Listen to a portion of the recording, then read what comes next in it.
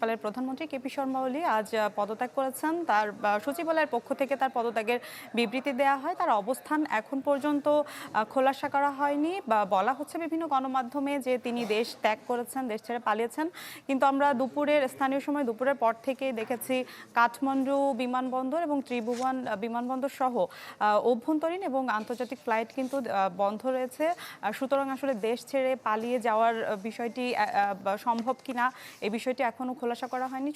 সচিবালয়ের পক্ষ থেকেও ধারণা করা হচ্ছে তিনি এখনো দেশেই অবস্থান করছেন।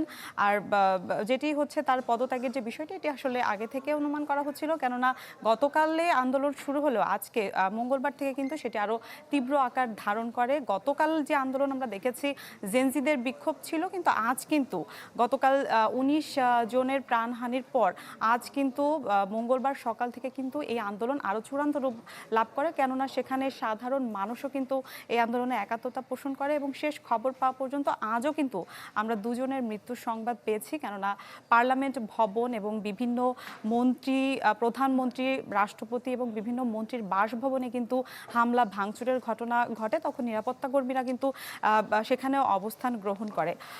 শান্তা, যে বিষয়টি সামাজিক যোগাযোগ মাধ্যমের 26টি প্ল্যাটফর্ম বন্ধের যে বিষয়টি আসলে এই আন্দোলনের মূল কারণ বলা হচ্ছে, যদিও এর পেছনে সরকারের দীর্ঘদিনের দুর্নীতির বিষয়টিও টানা হচ্ছে, কিন্তু এই যে সামাজিক যোগাযোগ মাধ্যম বন্ধের যে বিষয়টি, এটি আসলে যারা এই বিক্ষোভ করছেন তারা বলছেন যে দেশটির শিক্ষা এবং যারা দেশের বাইরে অবস্থান করেন, বিনিয়োগ, ব্যবসায় সবকিছুর জন্য কিন্তু দেশটির অনেক মানুষ কিন্তু সামাজিক যোগাযোগ মাধ্যমের উপর একটি বিষয় আমার জানতে ইচ্ছে করছে যে গত দুদিনের আন্দোলনের ফলে আসলে ক্ষমতার পতন হলো, আমরা যেটা দেখলাম যে খুব বেশি দিন কিন্তু সময় নেয়নি। এমন কি হয়েছিল আসলে যে এই জেনজির আন্দোলনের কারণে দুদিনের মাথায় সরকার পতন হয়ে গেল? আপনি যদি ঘটনাটা ছোট্ট করে ব্যাখ্যা করেন, মূলত কি কারণ মনে হয়েছে আপনার?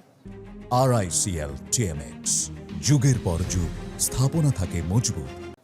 শান্ত, আমি বলছিলাম যে আসলে দীর্ঘদিনের সরকারের দুর্নীতি, তার সাথে যে সামাজিক যোগাযোগ মাধ্যম বন্ধের আসলে 26টি প্ল্যাটফর্ম, মানে একটা সার্ভে অনুযায়ী বলা হচ্ছে আয়তনে নেপাল খুব ছোট দেশ এবং সেই দেশটিতে কিন্তু সার্ভে অনুযায়ী বলছে প্রায় 7 লাখের বেশি মানুষ কিন্তু সামাজিক যোগাযোগ মাধ্যমের উপর নির্ভরশীল, যাদের আয় এবং জিওলজিক্যাল অবস্থান যদি আমরা দেশটির ব্যাখ্যা করি, বিভিন্ন আসলে প্রত্যন্ত অঞ্চলে কিন্তু যেখানে যোগাযোগ মানে সরকার বা কেন্দ্রের সাথে যোগাযোগ বিচ্ছিন্ন, তারাও কিন্তু এই সামাজিক যোগাযোগ মাধ্যমের উপর নির্ভরশীল বিভিন্ন সবকিছু পরিচালনার জন্য। এবং দেশটিতে কিন্তু বেকারত্ব প্রায় বিশ্বব্যাংকের যে তথ্য বলছে প্রায় 20% বেকারত্ব, এবং বেশি যে আয় আসে সেটা হচ্ছে দেশের বাইরে থেকে প্রবাসীদের একটা আয়ের একটা বড় উৎস এই দেশের অর্থনীতি, এবং এই প্রবাসীরাও কিন্তু সামাজিক যোগাযোগ মাধ্যম ব্যবহার করে।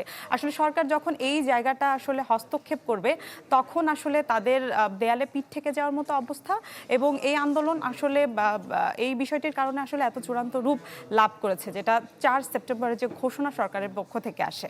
শান্তা। মিলা, ধন্যবাদ আপনাকে।